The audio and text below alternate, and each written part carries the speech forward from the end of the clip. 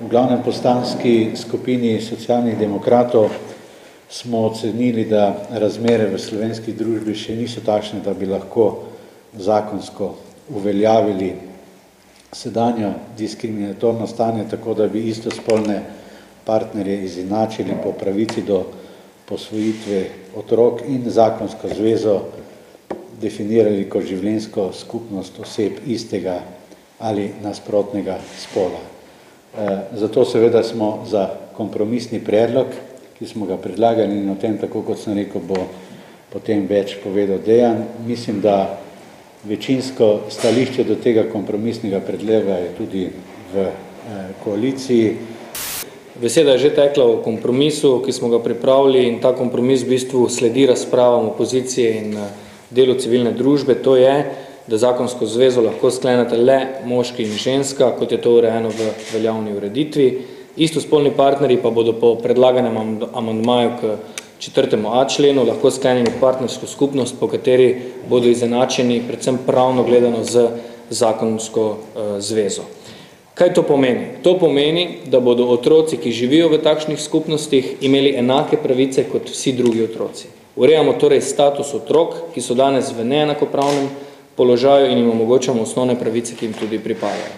Mi smo pripravili ta kompromis v neki dobri veri, da nam je čisto vsem, ki smo sodelovali v teh razpravah za zaščito pravic otrok, pri čemer pa se je v zadnjem času predvsem pokazala ena dvoličnost nekaterih, ki jim to očitno ni dovolj, in sedaj želijo uveljaviti definicijo družine, edino obliko družine kot očeta, matere in otroka. Mi pa vemo, da imamo v sodobni družbi različne oblike družin, da so med nami kot najbolj prepoznavne tudi enostarševske družine, in po tej definiciji to niso v bistvu, po definiciji civilne družbe, ta družina v bistvu ni družina. To pa je nesprejemljivo, ker na tak način ljudi v današnji družbi ne moramo obravnavati.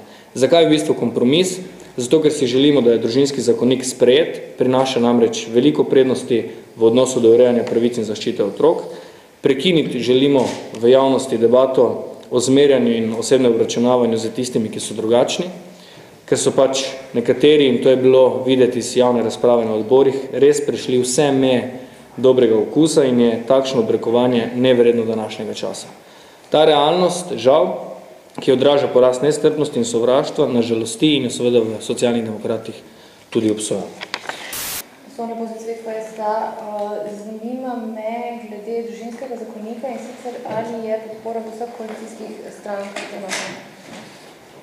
V tem trenutku je na koalicijskem sestanku, ki je bil, dana podpora vseh koalicijskih strank, razen LDS o tem še razmišlja, moram biti odkrit in povedati, da vztrajajo na nediskriminatornosti, vendar mi jih skušamo ne prepričati, ampak tudi ne nazadnje ostale, ki sodelujejo v tem procesu, na nek način prepričati, da ima družinski zakonik mnogo drugih dobrih stvari, ki bi bilo jih treba čim prej realizirati, ne nazadnje tudi za istospolne partnerje, ne samo posvojitev otrok. Tako da upamo, da mogoče ta proces step by step, ki ga mi predlagamo, je tista prava pot do končne rešitve. Rekli ste, da s kolegi iz koalicije nekako vam prikimavajo. Zdaj me pa zanima še, če ste govorili mogoče s kolegi iz opozicije, kaj pa oni pravijo na ta kompromis? Ravno ta kompromis gre v smeri debate opozicije, ki je imela pač veliko nasprotovanj k rešitvi, da bi lahko istospolni partnerji posvojili otroke. To sedaj v kompromisni rešitvi ni mogoče, je pa omogočeno to, da bodo ti otroci, ki danes že živijo v teh družinah, imeli enake pravice. To smo se pravi sledili temu, skušali jih bomo prepričati, da je ta kompromis tisto, o čemer so oni govorili, tako da je sedaj na njih, da podprejo rešitev, ki je načeloma izhajala tudi iz njihove debate. Je pa res, da je civilna iniciativa tukaj naredila korak dlje, sedaj več ni debata posvojitve, to več ni očitno problem, sedaj je okvir družina in da je edina normalna družina v današnji družbi, oče, mati, otrok, to pa je za različne oblike družin, ki jih danes poznamo, nespremljivo, ker potem takem tudi enostarševska družina ni družina. No, tle je treba še nekaj povedati v zvezi z civilno iniciativo, ne, ona je šla korak naprej, očitno je ta kompromisni predlog, ne, zadev v tem trenutku, ne, na pravo stvar in gredo v spremembo ustave, ne. Zdaj pogojujejo, ne, sprejetje tega kompromisnega predloga, če bomo seveda te stvari uveljavili v ustavi.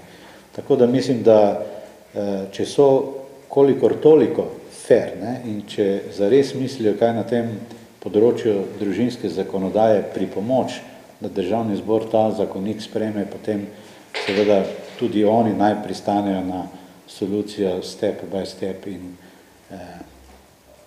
da gremo korak po koraku.